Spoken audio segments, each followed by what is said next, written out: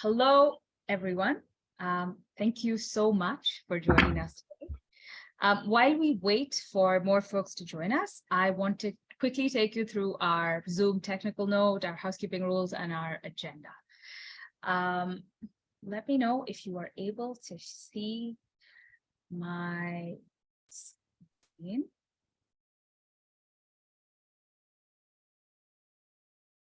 Okay, I hope all of you can see my screen. Let me know. Yes. Okay, perfect. All right. So welcome, all of you. Quick reminder, first of all, that we have interpretation available for this webinar, simultaneous interpretation in Spanish and in French. You should look for the globe icon, which is at the bottom of your Zoom screen. It should come up on the banner right below. And if you click that, you should be able to choose which room you would like to be in. So just click that room. You should be taken straight there. A gentle reminder to please mute all your mics if you are not the person who is speaking. Feel free to turn off your video if your connection is slow so that you can hear our esteemed panelists very clearly. And to everyone who will be speaking today, a request to please speak slowly because we have interpretation and it will help them greatly to translate what you're all saying. Please go ahead and rename yourself if you'd like in the participants list and identify yourself by your name, your organization if you'd like, where you're joining us from, what language you'll be joining us in. Feel free to rename yourself. And I want to also ask that we are currently recording this session. If any of you would prefer not to be recorded, I would like to ask that you feel free to keep your video off or not rename yourself or name yourself as you wish. So just putting that out there as well. A quick look at what we're going to be doing in this session. We're going to be watching a quick video right now which answers the question, what are the real solutions to the climate change crisis? This was a video that GFC put out last year in English, Spanish, and French. So I think Corina will send us all the links in the chat box and after the webinar as well to all these short films. We're going to have a brief introduction to the webinar, and then we're going to hear from Peter Riggs. We're going to hear from Gina Cortez. We're going to hear from Tom Goldtooth. After that, we're going to open up the floor for a question and answer and a discussion. And then we're going to close, and then we're going to discuss what our next steps are going to be. All right. So let's get straight into the video. Thank you, Corina.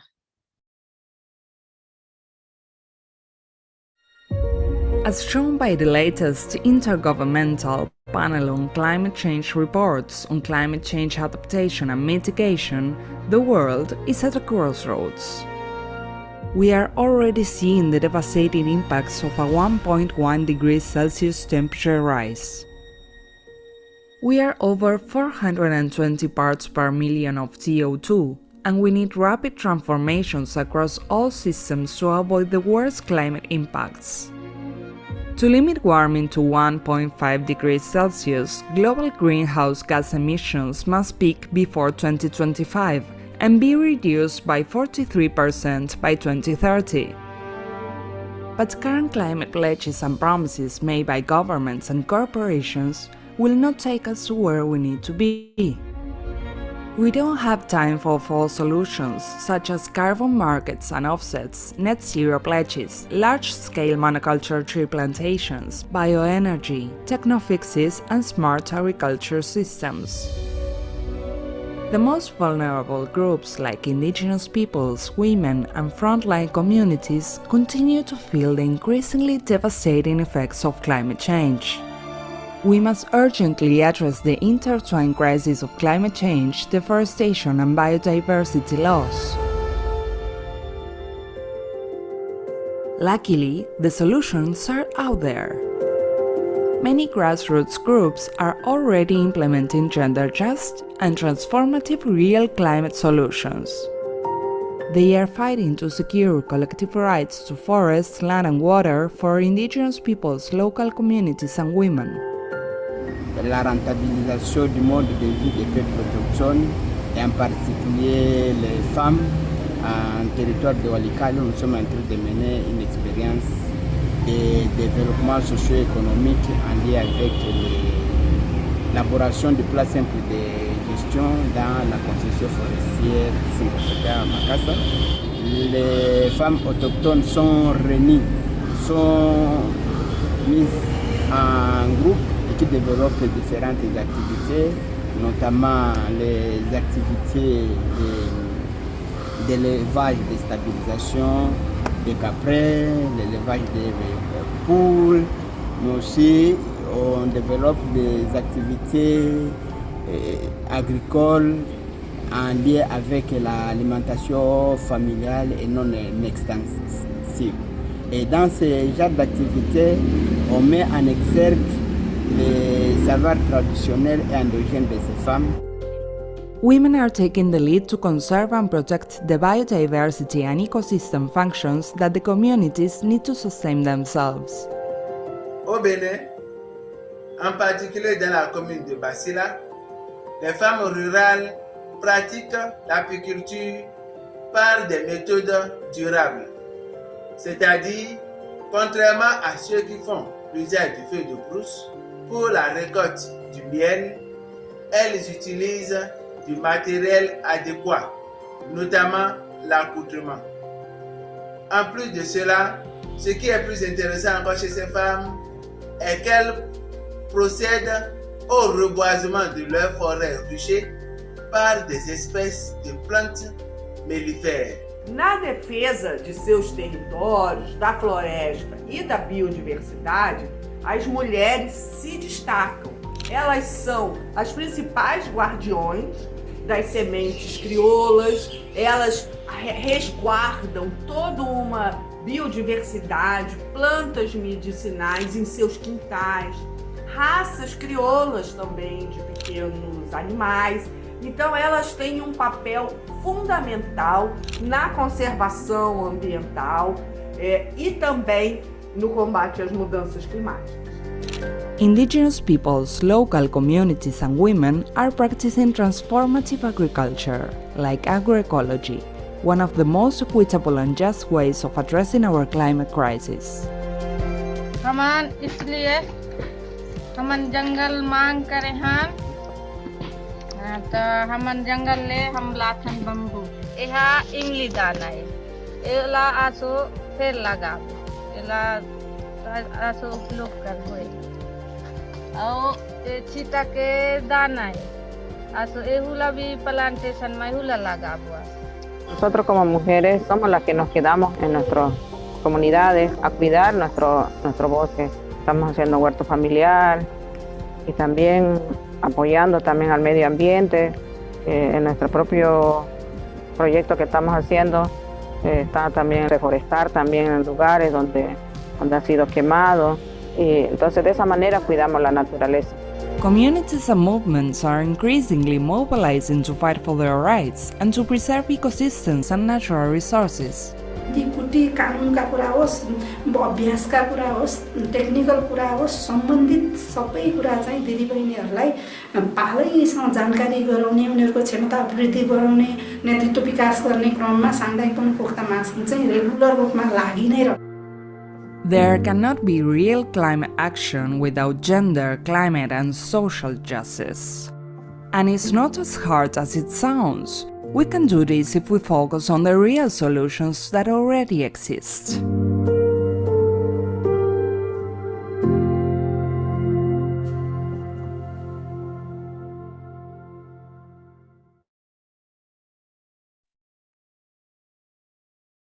So that was a hopeful point to start on and a great roadmap, I think, and an indication of what we're going to be talking about today in this webinar.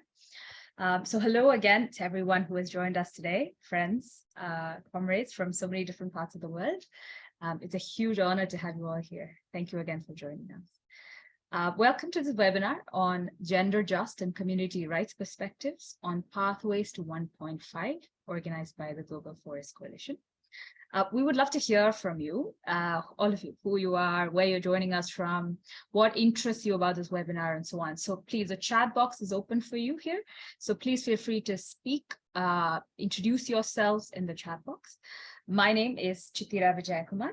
I am the communications coordinator of the Global Forest Coalition. My pronouns are they and them, and I am based out of Kerala, which is in South India. So I'd like to begin by establishing why today's topic is vital, right? The world as we know it is very much at an ecological precipice, and we have to urgently reduce our emissions by at least half to survive the looming threat of reaching 1.5 degrees.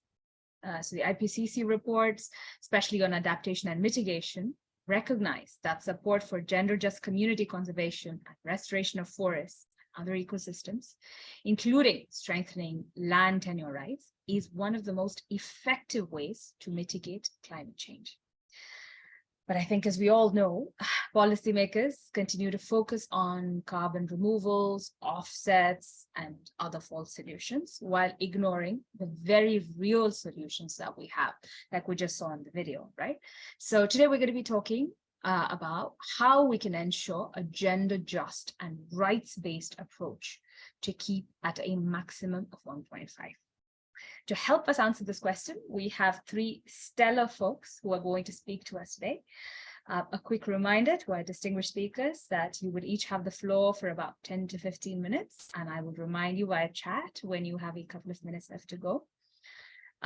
Everyone who's here today, we hope this webinar will demystify and explain some key IPCC issues related to land, forests, climate change, rights of indigenous peoples and local communities, as well as the many false solutions being put forth through increasing corporate capture of climate policy making. All right, so we're going to get started with first speaker for the day, Peter Riggs. Peter Riggs is the director of Pivot Point and the former co-coordinator of the Climate, Land Ambition and Rights Alliance, CLARA. He will be speaking to us today about the IPCC, carbon markets finance, and NDCs. Over to you, Peter. Peter's having some issues to join. Maybe we can start with the next panelist while he joined. Oh, yeah, sure. Sounds good. So while we wait for Peter to join us, we will go to Gina Cortez. Gina Cortez is a Colombian advocate working towards climate and gender justice, currently focused on the intersections between feminism, decoloniality, and degrowth.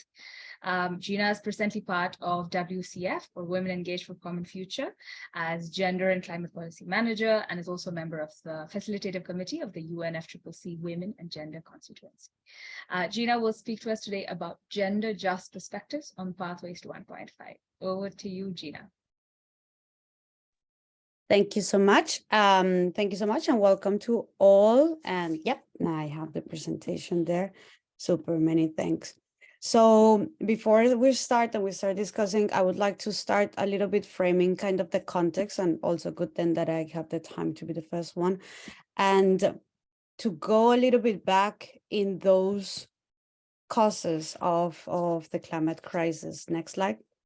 Because it is important for understanding why the call of gender justice or climate justice is so important, so interconnected.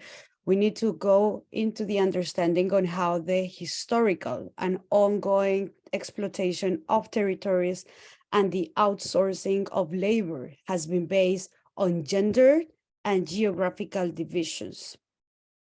And these patterns of exploitation, of outsourcing of labor, have been what have laid the notion of development, a notion of development that has been important to many of our territories and that has shaped those means and modes of production for a final goal, which is accumulation of growth, infinite growth, growth in different ways. A growth that has been exacerbating the use of energy and material, almost making us trespass those tipping points. And though this growth relies on those patterns of colonialism and extractivism that have paved a way for the appropriation and the exploitation. Yeah, extractivism of resources for the material and energy use that has been the motor of that uncontrollable desire for production and consumption does not consider either planetary limits, but also the rights of communities that are impacted by that race of power. And decades of that excessive extraction has led to what we already know, that we are currently in the era of permanent and irreversible losses and damages in countries that, despite having historically contributed the least to that increase in the climate crisis, are experiencing disproportionately those negative impacts, and at the same time are the same countries that were plundered by violent and super dominated past of colonization process, in which we're suffering today, still today, some of the consequences from this. Next slide. And the climate crisis, then, it's a global human rights threat, and it's a key global public policy issue of our time. Colonial and patriarchal and also capitalist hierarchies have perpetuated the indiscriminate use of natural resources, particularly in the global south. And under these power forces, it has been mainly rural, Black, indigenous, and people of color, particularly women in all the diversity, the ones that have been exploited or deprived as well of basic rights and social protection. And these effects of these crises, in the multiple crises that we are living and that are interconnected and are embedded under same roots of colonialism and extractivism, are differing not only on geographical features within our different countries and across the globe, but also across socioeconomic groups, and as in the case of gender differentials. So the persistence of gender-based discrimination, inequality, stereotypes, and all those patriarchal institutions that are inheriting those structures from colonialism continue to limit the access, the control, the use of resources, but also of information to address the climate crisis that is coming, that we are currently experiencing. And along the same lines, to the different threats that limited the ability to exercise the right to health, to housing, to land, to education, social security, among other public services. Next slide. And it's in the same, under the same context, and even though under the same urgency, that we are still seeing a context, in which we continue to live in a context in which, as the IPCC last report has said, public and private finance flows for fossil fuels are still greater than those that go for adaptation or mitigation actions. Yeah, thank you. And also in parallel, there has been as well a report launched last year, I think at the beginning of this year, in which they are analyzing the funding that goes through from banks to other different activities. And in this report, it also says how fossil fuels financing from the world's 60 largest bank has reached out 4.6 trillion. Yeah, how how these evidence show us how money is there, but also show us who has to pay the climate crisis. Yeah, where we need to, and it also makes a focus on how we need to, or where can we start looking into the ways that we can make polluters pay. Yeah, continuing. Because as well, what the IPCC last reports have said is that it continue with the current climate policies with just gradual improvements will not let us achieve the 1.5 goal. Yeah, and the last report of the IPCC, the one that was released this year, has left no excuse for governments to keep delaying action towards a phase out of fossil fuels, but towards a truly transformative systems, yeah, in which we call for those historical and ongoing patterns of inequality, such colonialism, which also has been mentioned as such during the IPCC report, which I think we analyzed the last IPCC report as well as the last report on impacts, adaptation, and vulnerability, if I'm not mistaken, which was launched last year.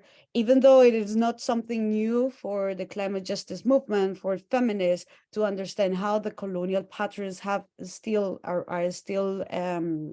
influencing the climate crisis, it is something that is starting to be acknowledged, and is something that is starting to be putting some more pressure from different angles that is important as well to have it into mind. And in recent 3 years, you can go to the next slide, I think. Yeah, and then yeah, I can continue. In the same discourse and in the same line of those colonial foundations to growth and how to perpetuate the system, the status quo, we are seeing how some technologies have become more popular. Yeah, some technologies that are marketed as net zero climate strategy emissions, or to positive offsetting mechanism, among many other different repertoire, how you call it, like menu of unproven techno fixes and risky technologies. And it's very important, and I think that is also one part of the main topics of the discussion today, is how we need to be careful with those dangerous distractions.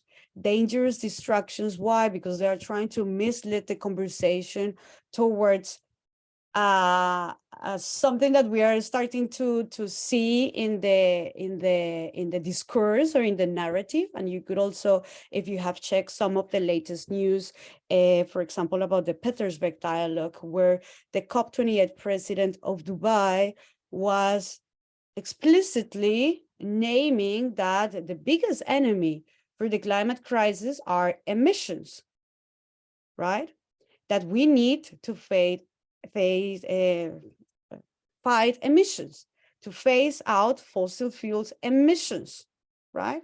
This is part of the same narrative of those same dangerous distractions, right? Because it's abounding a responsibility to address and to transform those causes of the climate crisis.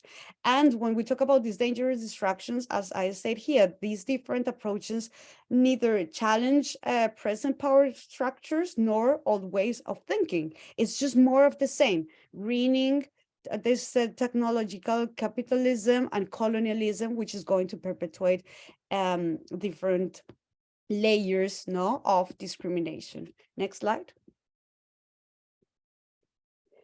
So in the last IPCC report, some elements that are also important to bring into the discussion and to have also in line with our advocacy work and to bring them is how there is a lack of urgency or sense of urgency. While this IPCC report has also been very clear that there is a rapidly closing window of opportunity to secure a livable and sustainable future for all. At the same time that it states that the choices and actions implemented in this decade will have impacts now and for 1,000 years. And something that I found very interesting and very important to highlight from the report is how it calls, and I quote, ambitious mitigation pathways that imply large and sometimes disruptive changes in existing economic structures with significant distributional consequences within and between countries. And it also states in the same report that those changes in existing economic structures have as well implications for the near-term actions on equity, on sustainability, and of course, on finance.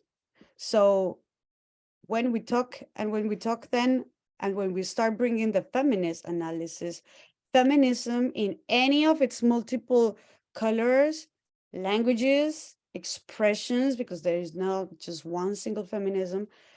Feminism acts, strategizes, and advocates towards dismantling those extractive and colonial structures embedded in our system, which are perpetuating those cycles of violence and murder. Yeah, and I'm going to be clear, very clear, once again, event after another, because we are talking about murders. Murders either via the health issues caused by the polluting nature of activities such as fossil fuels, but also as the result of land grabbing and forced displacement, up to direct killings to those that inhabit the land, to those that protect their right to live in dignity in this planet. So that's what feminism, or like a feminist approach, looks into the climate crisis. Next slide.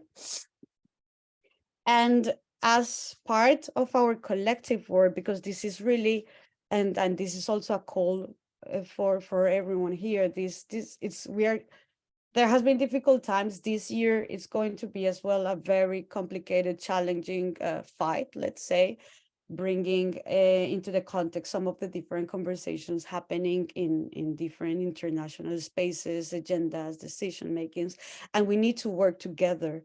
We need to work across movements. We need to work across organizations, across regions, framing our collective fight, what we have been saying, or what we have been also pushing for and advocating for, is to shift those development pathways fueled by colonialism that promote destructive and extractive use of energy and material under a capitalist thirst for infinite growth. Because we know that another world is possible. We know that it's possible to prioritize actions based on equity, social, gender, and climate justice through a rights-based approach, which is actually also highlighted in the last IPCC report. Next slide. So in that collective fight, in that collective work, collaboration, construction of, or deconstruction as well, of those development systems, the conversation needs to go to those real solutions that what we were looking at the beginning, which are currently not featuring these high-level intergovernmental conferences, or that might not be in the mainstream media, or that might not appear in many academic journals. No, these discussions around climate change, to address the climate crisis, need to center on a comprehensive and long overdue transformation of those systems.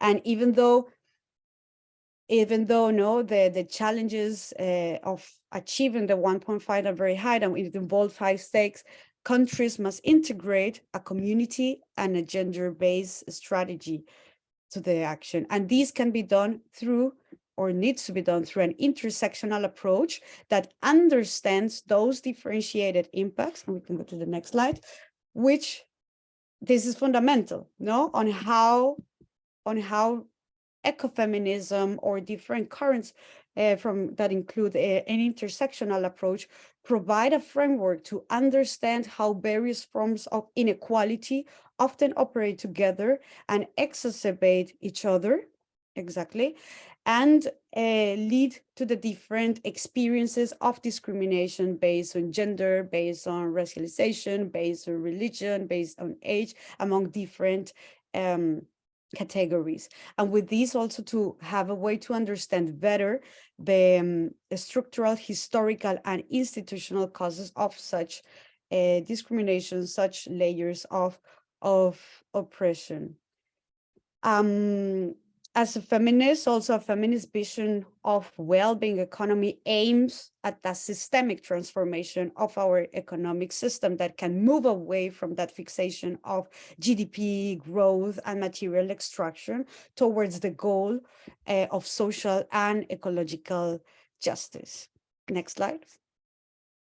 And please do tell me when I am over with my time. Next slide.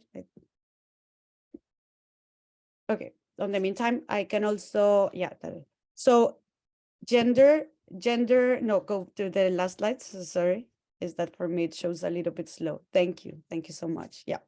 So gender and climate justice advocates demand actions that respect human rights, particularly the rights of women and girls in all the diversity, as a way that they can also effectively participate and lead different efforts to achieve climate justice as equal right holders and agents of change.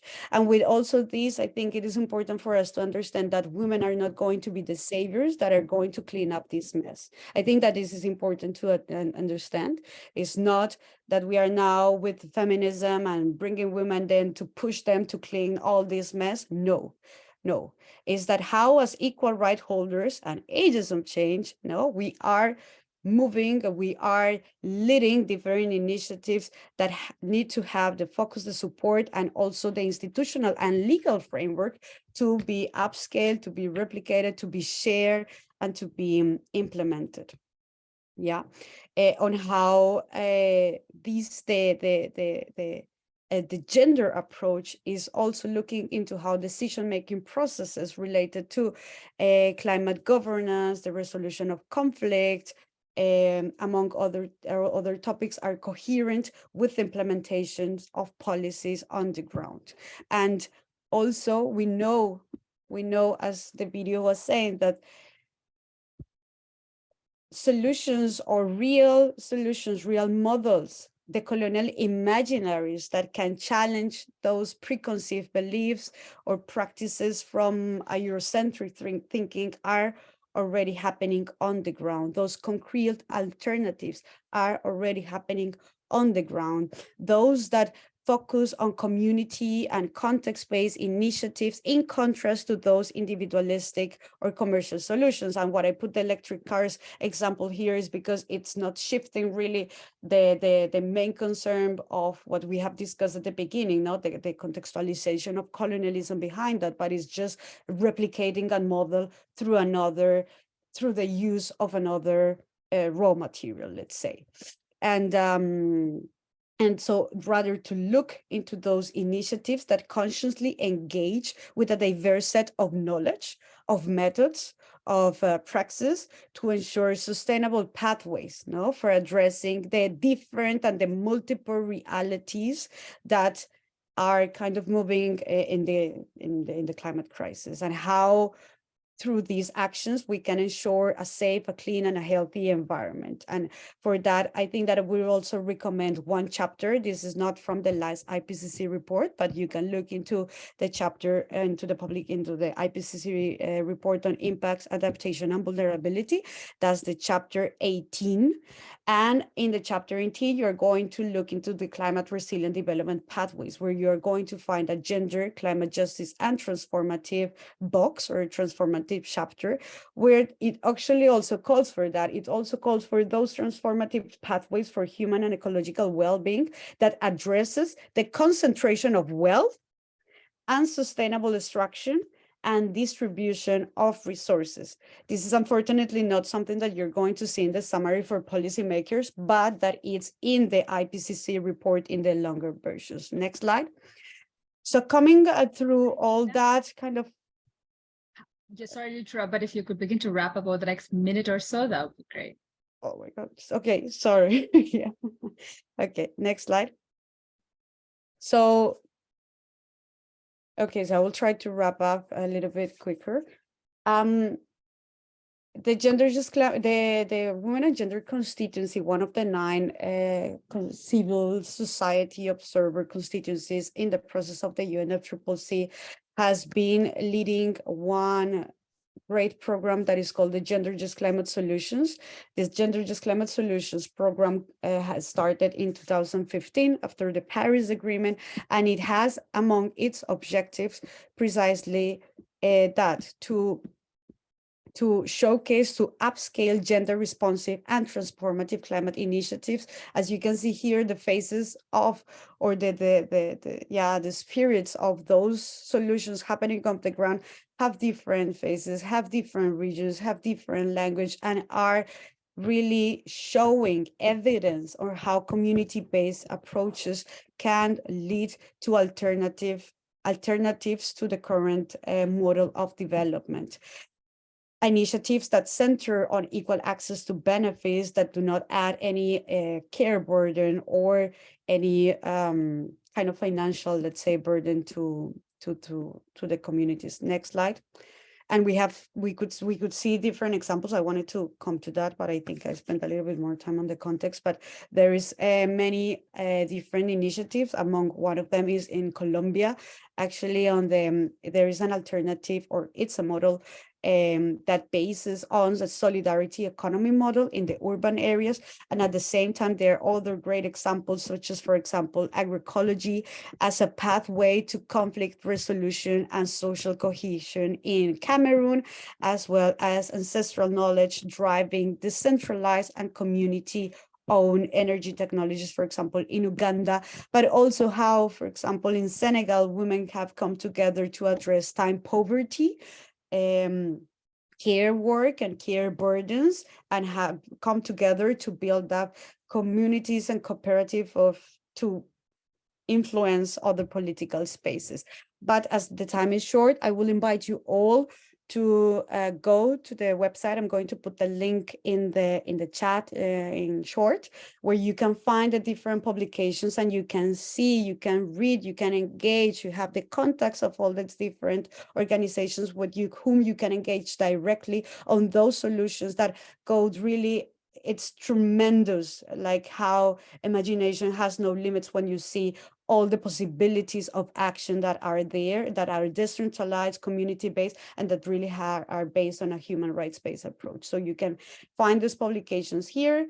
And in the next slide, I can also share a link to another publication in which all the context that next slide, all the context that I have spoken a little bit is also in this discussion, in this publication that is called Transformative Pathways.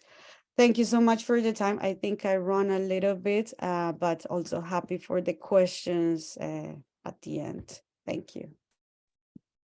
Thank you. Thank you so much, Gina, for that incredibly powerful presentation. And of course, we'll hear more from you in the Q&A session. So we'd love to hear more about these specific examples that you were talking to us about. I particularly appreciated your framing of these false solutions as a dangerous distraction, right? The greening of techno-capitalism, because of how it further erodes the rights of IPs, women and all the diversities, local communities, and also your clear message on what a feminist pathway would look like and what it would not be, which is not as a cleanup act for a mess that we didn't make. Truly, truly appreciate that. So looking forward to the Q&A session. Right now, we're going to move on to the next speaker. And please, the questions that you have, please, you can start putting them in the chat box and we'll come back to them when we get to the discussion session. So listeners, please go ahead and ask your questions in the chat box. Next, we are going to go on to Tom Goldtooth. Tom Goldtooth is the Executive Director of the Indigenous Environmental Network, through which he has built an organization of 250 plus Indigenous communities focused on climate justice, energy, toxics, water, globalization, trade, sustainable development, you name it. He is also a Sundance ceremonial leader and an environmental, climate, and economic justice activist, speaker, film producer, and an Indigenous rights leader, of course. Tom will be speaking to us today about safe and effective carbon dioxide removal. Indigenous peoples have been doing it for centuries. Thank you for being here, Tom. Over to you. Yeah, thank you. And thank you for the previous presentation that really got me fired up here. And thank you for the invitation from the Global Forest Coalition. And I'm happy to be on here. I'm going to give a little bit context and then leading into the new emphasis from a lot of large NGOs and the UN bodies seeking traditional Indigenous knowledge. And but as I listen in, I look at the 31 years that have passed since the United Nations Convention on Climate Change and the beginning of the Earth Summit in 1992, That's a lot of years. And, you know, we as our Indigenous Environmental Network, we started to take part in 1998 in the UNFCCC. But, you know, we haven't seen emissions caused by burning oil, coal, and natural gas. They continue to rise. So, you know, in our Indigenous global, you know, organization, we constantly see a need to demystify the climate false solutions, such as carbon markets, carbon pricing, geoengineering technologies, and extreme energy developments. We've seen a dangerous slide towards lawless capitalism, where the free market ideology is privatizing every aspect of our lives, including our Indigenous communities in the North and South, with virtually no public oversight or accountability for their profiteering. You know, we've seen this alarming tendency towards politics of desperation, and how that term is being used by politicians and by the financial institutions and corporations in many sectors of the climate, the environmental and conservation movement, where this opportunistic disaster capitalism that's coupled with that short-sightedness of carbon and techno fundamentalism that's driving this pandemic of corporate false promises. And that's really a serious issue that I can't emphasize enough of. You know, we're being flooded here in the North, but it's globally flooded and funded from philanthro-capitalists like Bill Gates, Jeff Bezos, and Elon Musk, where they're pushing that corporate elite agenda and funding big conservation and environmental NGOs that support these false solutions. So when I talk about polluter greenwashing, that's a term that we all understand, hopefully, as the listeners, and tying it to climate capitalism, it's like entering a Pandora's box, exposing both climate finance, the inequity with climate finance. I was hoping Peter would talk about that, and investment schemes that's designed to profiteer from the global ecological crisis, this climate crisis, and keeps fossil fuel polluters going. You know, most of this has been characterized as techno fixes, market mechanisms, and extreme energy projects like nuclear, mega hydroelectric dams, and a hydrogen economy. So they all claim, you know, to address climate crisis. We see that, but they avoid the underlying drivers that got us into this mess in the first place. That's what we really need to continue to look at: the economies of greed, the endless growth, erosion of biodiversity, exploitation of life, and no political will to end the subsidizing and the expansion of the fossil fuel industry and its link to the agro business. So I can only provide you a snapshot about, you know, all these climate false solutions that we often couch as indigenous peoples as part of carbon colonialism that are the pillars of a green economy. So in my indigenous view, this has become the next chapter in colonialism that has led to the financialization of nature, the financialization of life, of biodiversity, and violating the sacredness of the female creative principles of Mother Earth. That's been my teaching of my relationship as I walk on Mother Earth to all these meetings. So, you know, we realized that when we talk about techno fixes, carbon pricing, that they're joined at the hip with the UNFCCC, the United Nations Convention on Biological Diversity, and the UN Sustainable Development Goals. And in the background is the World Bank, the other financial and regional institutions, large conservation and environmental NGOs who pretend to be our friends, and even hiring indigenous peoples to advocate their agenda. So, you know, here in the US, yes, we're confronted with a lot of this BS. Whether it's Justice 40, the Green New Deal, and the recent Inflation Reduction Act that are part of major investments in climate and energy, creating billions of dollars investing in false solutions of technologies that we're talking about here. And so, you know, these mechanisms are also being rebranded as nature-based solutions or nature climate solutions, and using terms like regenerative agriculture. So from my indigenous analysis, nature-based solution is a mechanism in its heart, at its foundation, that imposes property rights on all of life to privatize and sell all of our Mother Earth, nature.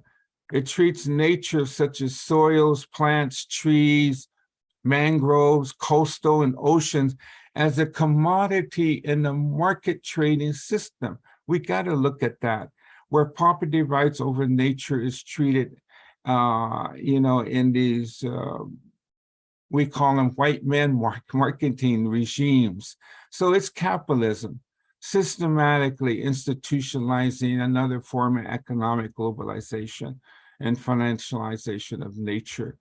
So this is what I wanted to talk about as the content, as these dominant systems and the large NGOs and the UN Framework Convention on Climate Change, all of a sudden at the 11th hour in Paris, they started to recognize traditional indigenous knowledge.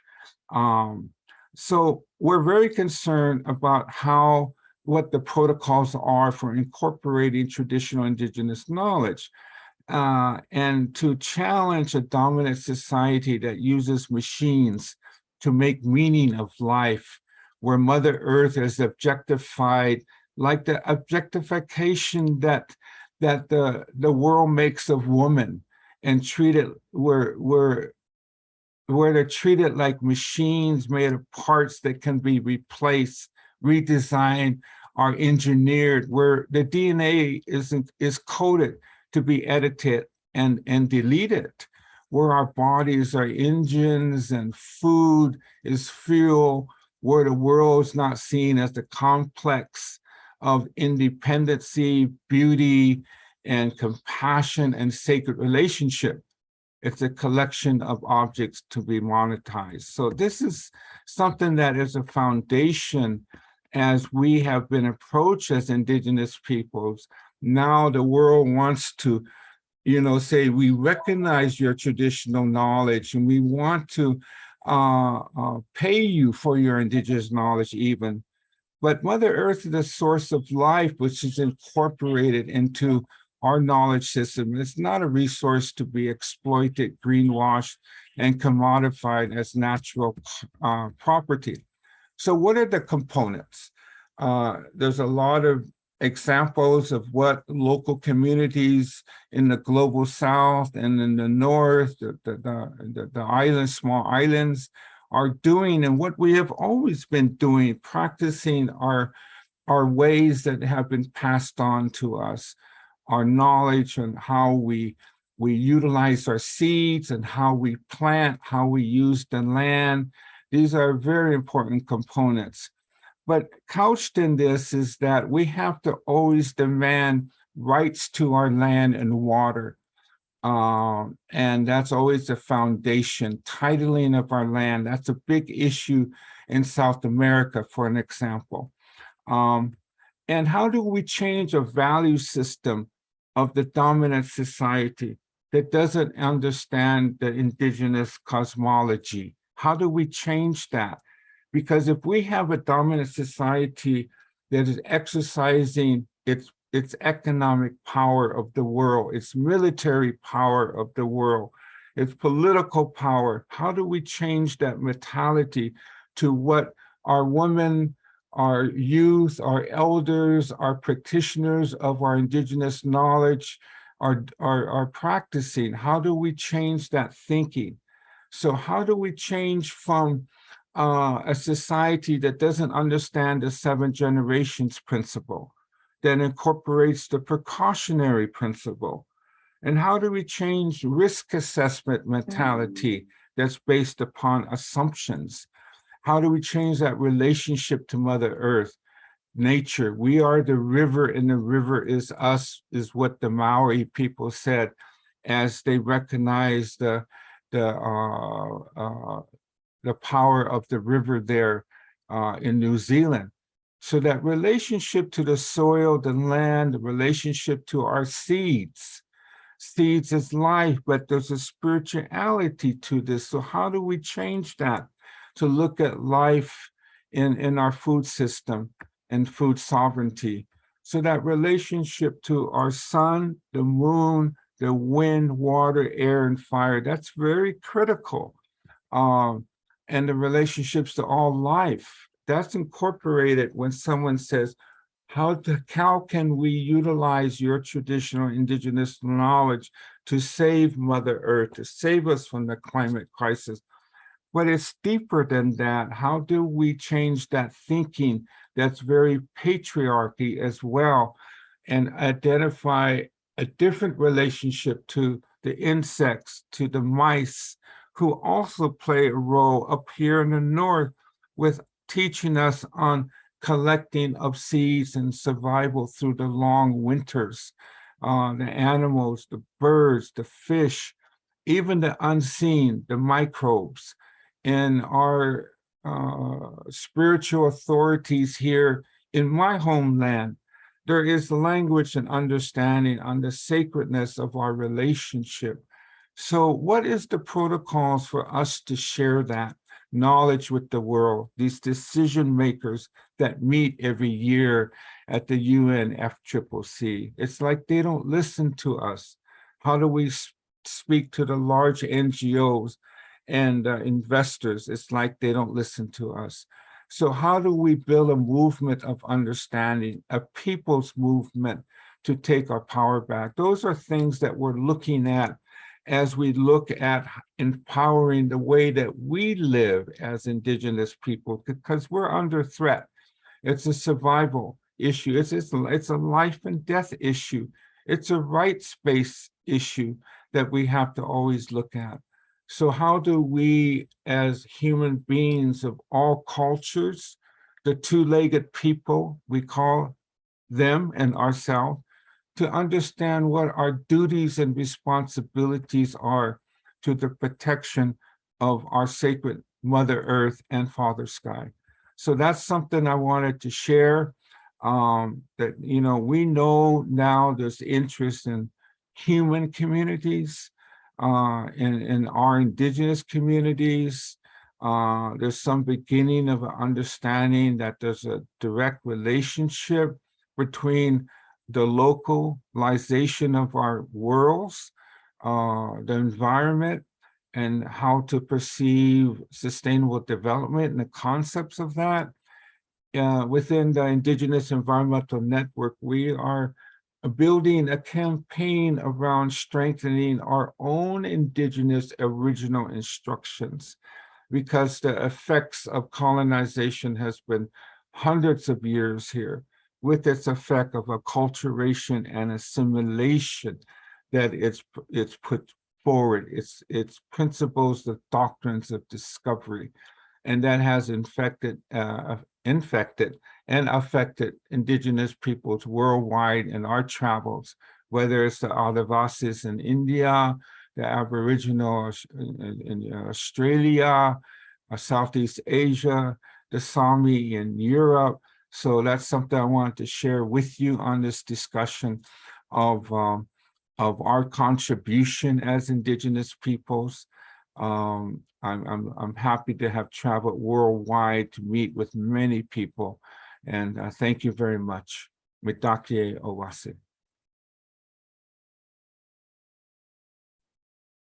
Thank you so much, Tom. Thank you so much for that reminder, really, that we're talking about a matter of life and death. This is an issue where Indigenous peoples every day, for them, the rights to land and water are not negotiable topics at all, even though much of techno-capitalist modern societies seem to refer to them as something that could be negotiated. But we need to take that off the table, and we need to say, we also really appreciated your reminder that traditional ecological knowledge is at the core of community-led pathways, and that we cannot do without it. Thank you so much, Tom, and I'm sure so many people have so much more to hear from you, and questions will come up during the Q&A session. Right now, we're going to move to our third and final panelist for the day, Peter Riggs.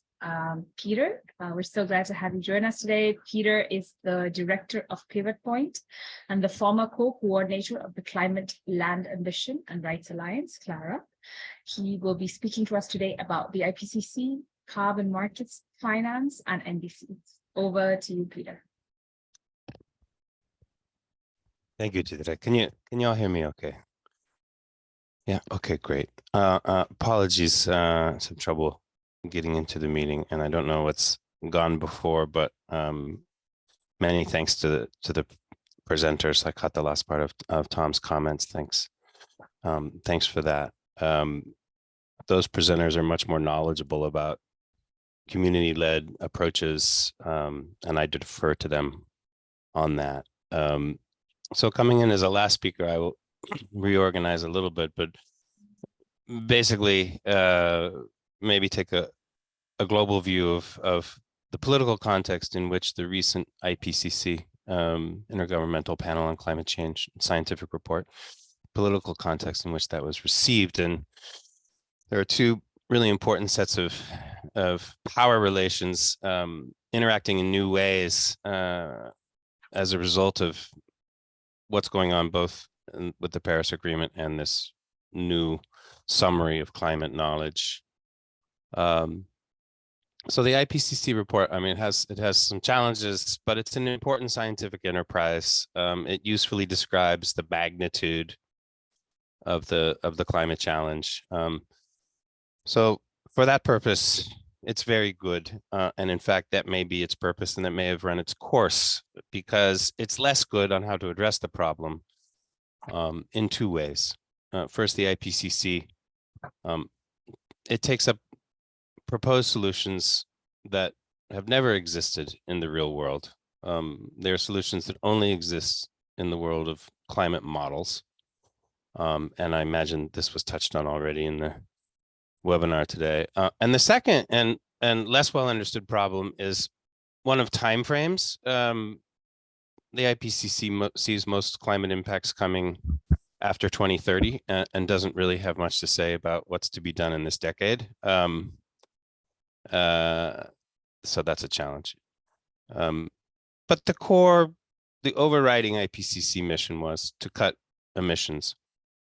So how is this necessary? How is this inescapable conclusion being treated within the international system? I want to look at a political setting and also an economic setting. Within the climate negotiations, the most important political dynamic still remains between developed and developing countries. Developing country priorities have been adaptation and finance. Adaptation because impacts are happening now, not after 2030. Finance, first we need to remember a pledge that was made by rich countries in 2009, and still has not been fulfilled. Instead, what we have is one variety of delay and distract in the form of support for carbon markets and increased financialization of land and carbon. But going back again to that core IPCC message on cutting emissions, within the UNFCCC, this is treated as a matter of fairness and responsibility. But in the international economy, the most important dynamic is that between the global fossil fuel industry, resident in both global north and south, the fossil fuel industry and everybody else. And for that industry, this conversation and this set of IPCC findings, this isn't about fairness or about equity. This is about survival. This is a matter of life and death for this industry. Yeah. And that's why it has become so important for land and community solutions. The fossil fuel industry and its nation state sponsors want to keep their power, including power over investment. And one way to retain power over investment is to propose the use of offsets, CDR, carbon dioxide removal methods. But what they really propose is, of course, another form of delay and distract. These are the main tactics, but make no mistake, the main purpose remains the further deepening of commodity capitalism, expanded now to carbon to service the existing fossil fuel-based economy. So this is familiar to most of you through REDD+, through the voluntary carbon markets, through geoengineering proposals, and we could talk about the specific of these. But more important is understanding this new and additional ways in which land becomes central to the struggle. Power politics within the UNFCCC and in global economic settings, it has three consequences for this discussion. One is the consequence during negotiations. During negotiations at the UNFCCC, market-based approaches are highlighted and non-market solutions have historically been marginalized. One of the most important things that Clara has worked on has been to change that dynamic. And I give a shout out and honor our partner, Suparna Lahiri, who's just made tremendous contributions in that area. But anyway, once again, the key focus, trying to keep it on markets. A second consequence is that rich countries continually suggest to developing countries that the only form at scale in which climate finance will be available will be in the form of carbon markets. That is, do not allow for alternatives. And many developing countries, governments, unfortunately, are, out of realpolitik or genuine enthusiasm, they're going along with this approach. The final bad consequence is that climate finance and reform of the global financial institutions are treated as very separate conversations. That's also starting to change, and some of the people on this call are responsible for helping with those changes. But where does this leave us? It leaves us two places. One is to note that developing countries today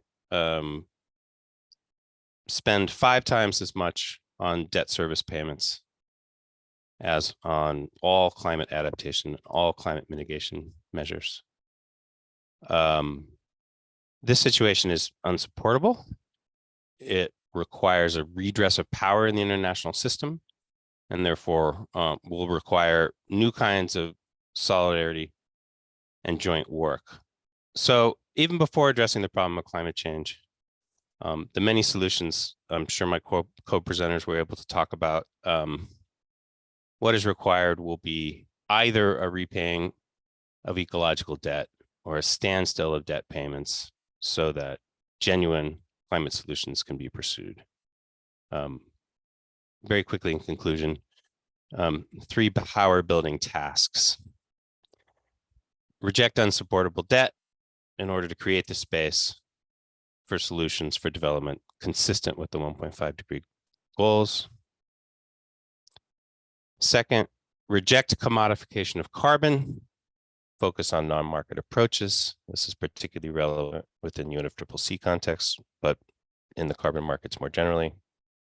And finally, because we will see a renationalization of carbon rights and interests, include local communities in the discussion of carbon rights in relation to land rights, and where possible, move beyond carbon rights to the kinds of holistic solutions and approaches and visions that were taken up on this call.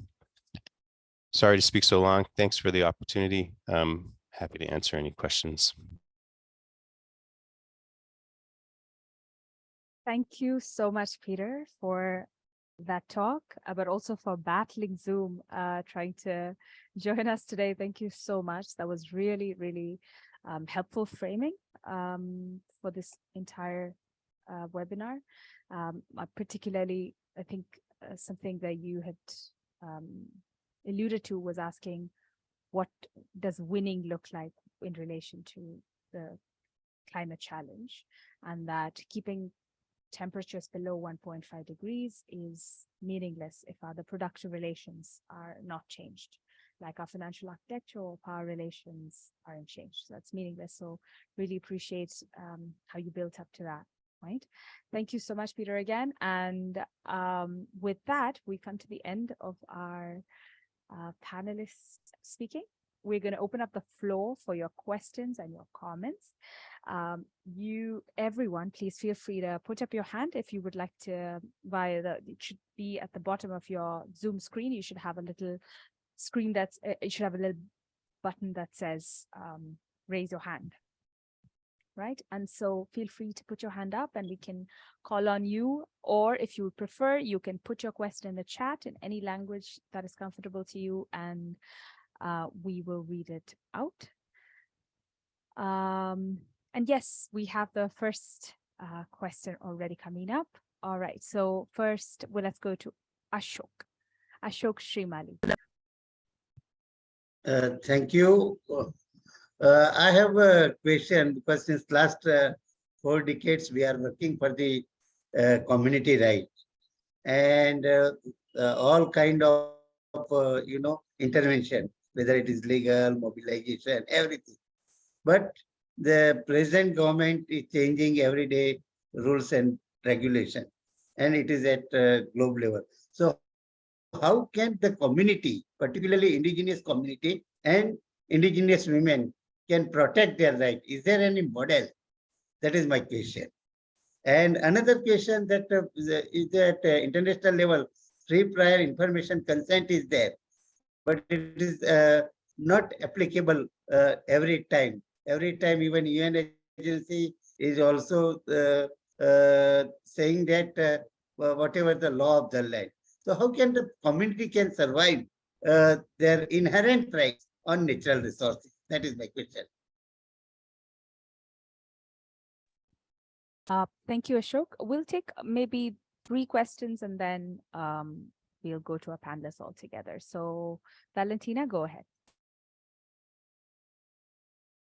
Thank you, Shakira, and thank you to all the speakers, and very interesting presentations. My question goes to Gina. I know, it's really challenging to share a lot of, information in such a brief presentation. So I was curious to know a little bit more about the particular examples on community mitigation practices, especially with women, and also if Peter or Tom has other, experiences to share, some of the successful community and gender just practices. Thank you. Fantastic. Thank you so much, Valentina. So I think those are 2 great questions to take together. What are the sustainable models? Could we hear from you panelists about some of the success stories that you'd like to share with us? Gina, would you like to begin?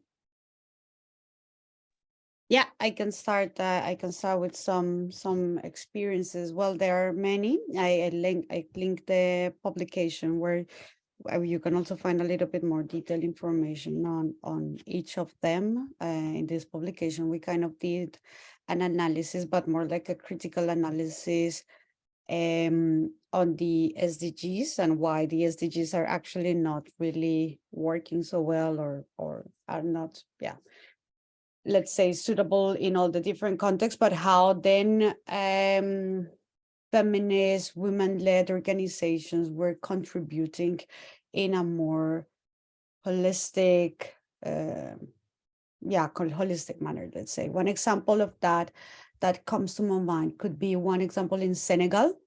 In Senegal, there are different type of fishing activities. So you have like the big fishers that mainly are fishermen that go like a little bit far from the coastline, and they have this type of fish. But actually the fish that is here, it's the fish that that grows in the mangrove, that are little fish from which women are dependent. And because of the huge, or the increase and the appropriation, let's say, of big fishery companies and boats and so on, then the men fishers have come to the coast and then have displaced women fishers activities. And in these dynamics of conflict, because there were different types of conflict coming from those dynamics of production, income resources, and so on, then women were losing the little income generation activities that they were having, and they were not part of any type of decision-making space or committee. And due to the different complexities, jointly with the care activities and the care work that they were doing at home, they start getting together in a very informal way. And that's something that you can see throughout different examples in how women come together to form cooperatives, to build up relationships of trust, solidarity, that have led to really amazing and huge things. And that's something that I normally used to criticize from, like all these funding proposals and so on. When you're writing a funding proposal, you need to look how you advance in terms of numbers or things. But actually the essence and the substance of whatever you're going to implement on the ground is that, for example, how are you going to build trustworthy relationships among people that do not know themselves and are going to start working on a goal, and you are not measuring that. You cannot say, hey, I achieved 3 trustworthy relationships, but is that no? And then those are also things that we need to reframe on what we value. And all that to say that then these women start getting together, start building up also the capacities with other organizations that were working on different gender issues, women's rights, kind of start understanding, which are my rights. I also have land tenure rights. Why do I not have it? Which are the challenges? Where can I go? What do I need? Start getting the information, the campaigning, and start doing also different workshops, and at the same time with the whole community, simple activities. Just as, for example, have a group of different people, put them together and say okay, we are now going to look into the daily routine of a woman, of a man. That was more a binary exercise due to the context, let's say. So it was let women and men, which are your routine? Women start at 3 a.m., with catching water and then doing this and the care work, blah, blah, blah, but then going this, while men do that. Such an easy exercise, and then kind of starting to shift or to bring an understanding of, there is actually something called time poverty, right? How does that affect my time engaging in political or decision-making spaces? Why I'm not there?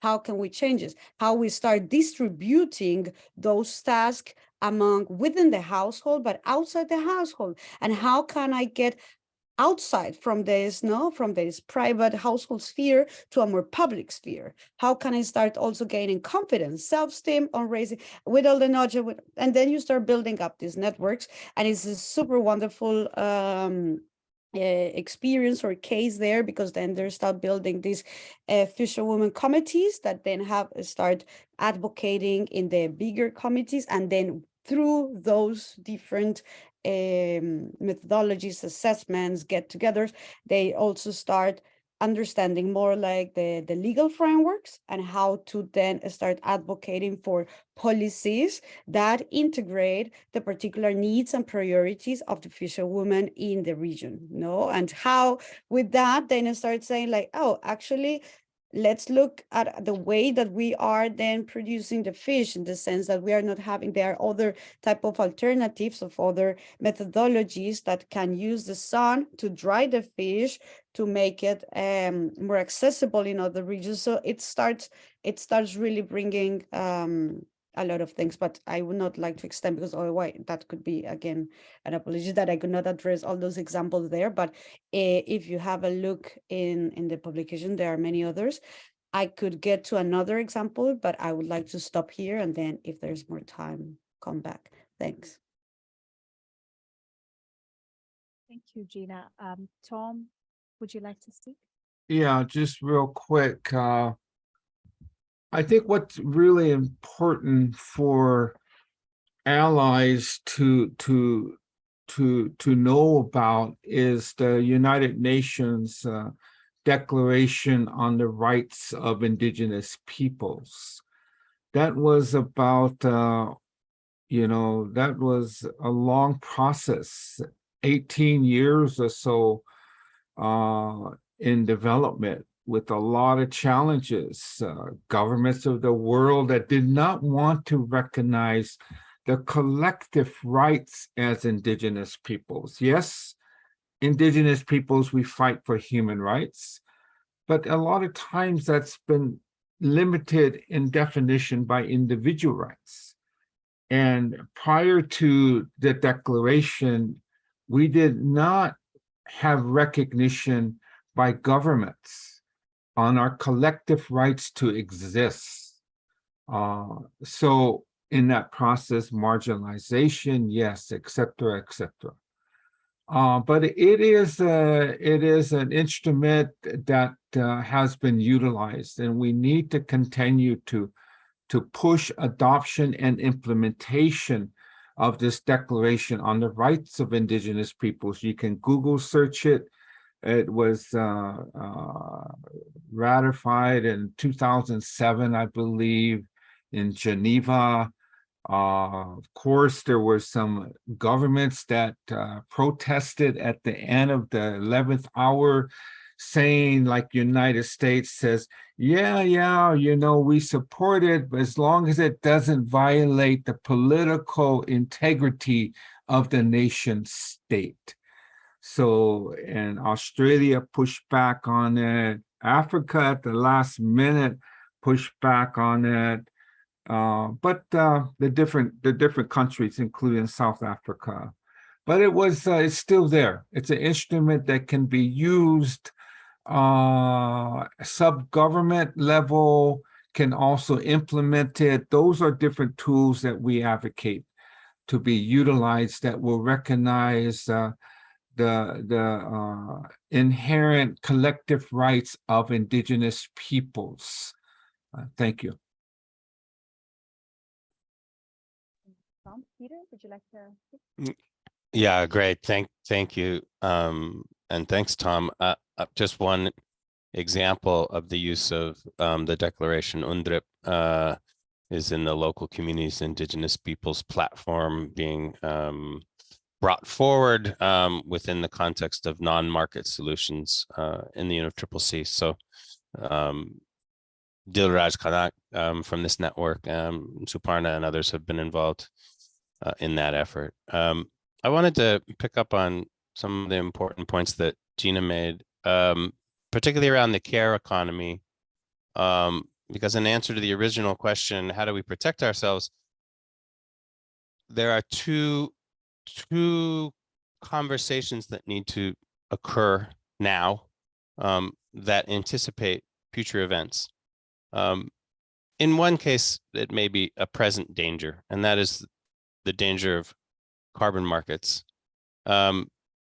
In the appropriate settings that Gina has described, having a conversation that is not focused on markets, but is focused on what we need, with markets as potentially a tool, Usually the conversation about carbon markets comes because someone has come to a community and introduced that frame and said, please discuss using this frame. So the anticipating conversation to get ahead of that is to interrogate that frame, ask questions about livelihoods, and think through that community responses. The other anticipatory conversation is in relation to adaptation, because things are going to get worse. Climate conditions will continue to deteriorate.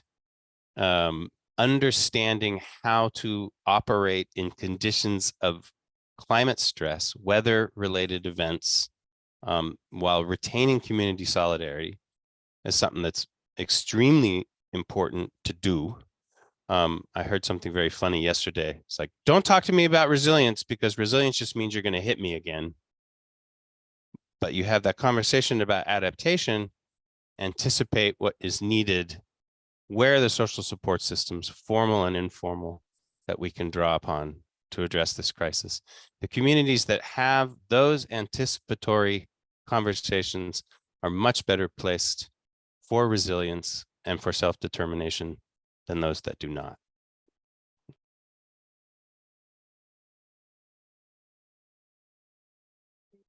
Thank you, Peter, for bringing up that great point about resilience as well. The complex word there brings up a lot of complicated emotions, definitely, particularly for those of us in the global south. We wish we didn't need to be resilient in a lot of these contexts, but yes. Thank you, dear panelists. And there are some comments in Spanish as well in the chat. I can read out a translation of that. Or Corina, if you are there, would you like to read them out for us? If not, I can read out a translation. You want me to read them out loud or to translate them? If there's a question there or a comment that requires an answer, please go ahead. You can read them out in Spanish. I'm sure people are in the right interpretation rooms. Okay, I'll read them out loud.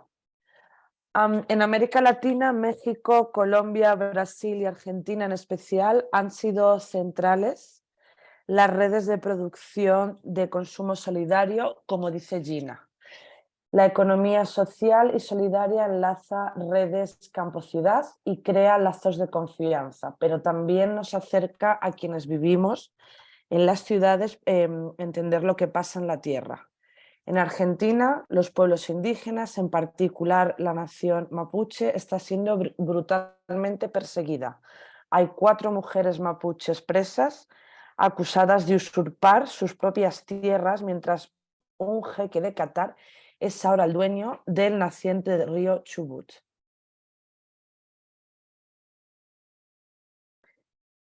Llevan 218 días presas con sus hijos e hijas. El Estado de Argentina viola sus propias leyes y protocolos internacionales. La ley es letra muerta.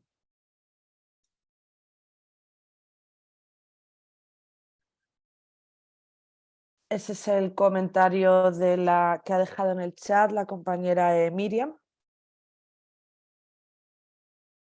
Thank you, Corina, for translating, and thank you, Miriam, for bringing that story to us here. And again, to go back to what Tom was reminding us, that this is a life and death issue, a very real issue that is affecting so many of our comrades all over the world today.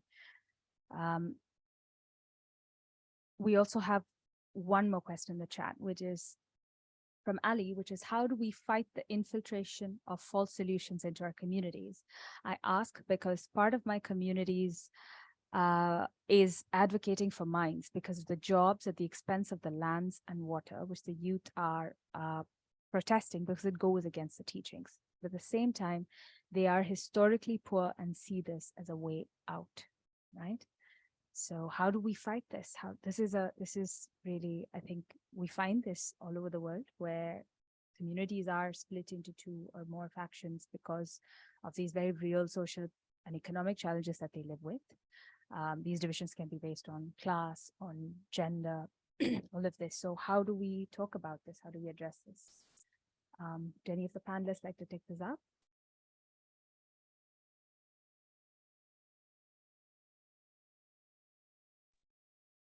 This is Peter. I'll just say quickly that the issue of, or the frame of the social license to operate, fossil fuel companies pay very little attention to this. Mining companies are beginning to pay more attention to it. There are various reasons why that is true. But understand that one of the powers that a community ultimately can assert, not necessarily through your local government, not necessarily through your national government, but you still can assert that a particular corporation lacks social trust, social license, and social consent, excuse me, to operate. You can assert that in a variety of fora, and there will be a reaction to it, and you'll have to manage for that. But just to say, you can always assert this corporation lacks social license to carry out activities in this territory. How you make that claim, how you state it, how you work with allies to advance that view is up to you, but you can make that assertion. Yeah, this is Tom. I have a couple responses as well.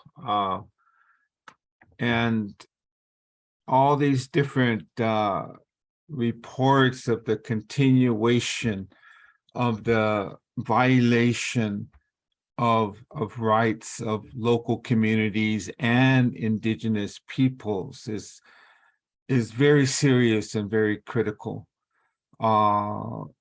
Almost a day doesn't go by that we hear something else that is happening in the global South. As Peter has said, you know, there are different avenues involving how we develop strategy at the local community. And it's easy sometimes for myself, for example, to suggest to organize, the word organize. It's different in many communities, especially where the power dynamics is totally, you know, totally corrupted. But you know, there are some examples, for an example, like the Sariaku in the Amazon of Ecuador, that were very persistent in putting political pressure on the government in their zone, but also pressure in the region and nationally with bodies that look at human rights violations, and they pushed it and with support of allies. And that's where it's really important to have allies and to identify who will be with you and stand with you. And so, you know, they won a very significant case there in Ecuador, fighting for their determination, self-determination on what happens to their community and their land.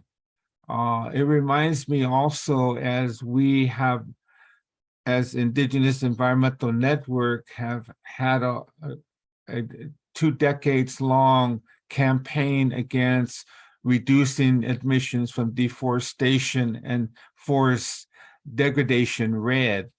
Some of you remember the little round sticker says REDD with the cross through it. That was very effective at all the UN meetings, distributing that little sticker.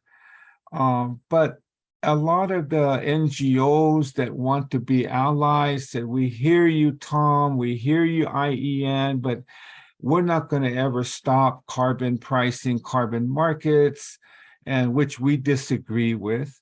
And so we call them the fixer-uppers. They say, well, let's develop human rights safeguards to prevent those violations you're talking about.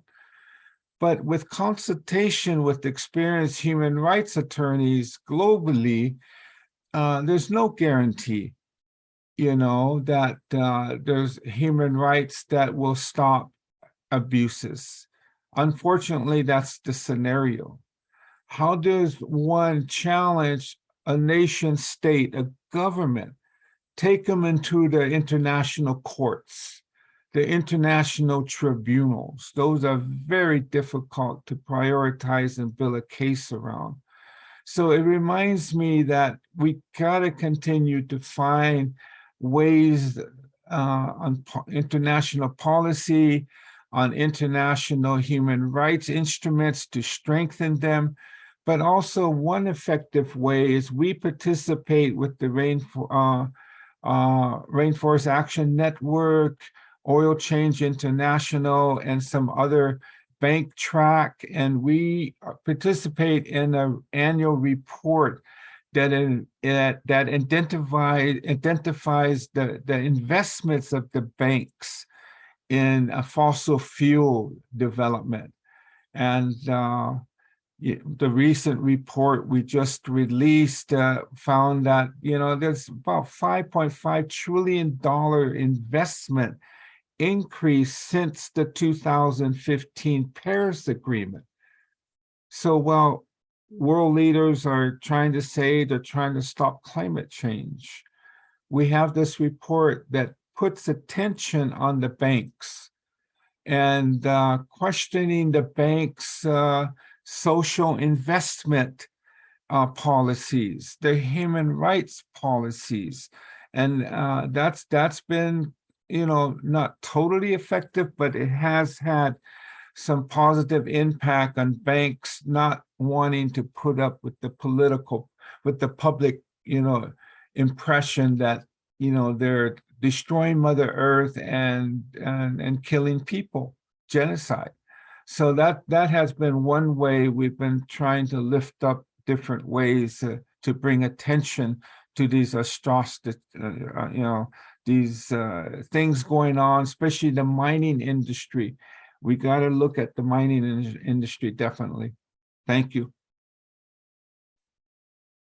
Thank you, Peter and Tom. And I'm loath to say this, but sadly we are out of time for today's webinar. And I know I can sense the energy that there's so many more questions that we need to ask and so many more discussions that we'd like to get into. But the good news is that there will be a follow-up webinar to this. There are a lot of ideas that were brought up here today that I think would really like to sink our teeth into. We will send you the information and all of the updates that you need on that. So I hope all of you will be able to join us on the second part 2 of this as well. I would like to say thank you to everyone who made this event possible.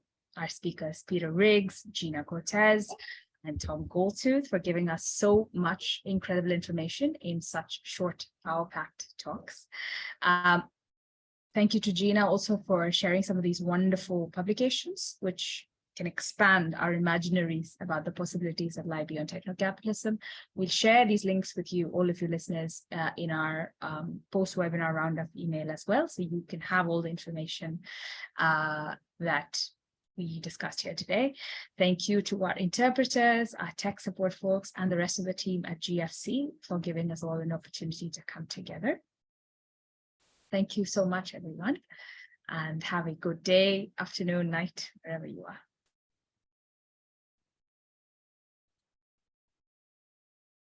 Chao, muchas gracias. Bye, everyone. Thank you so much.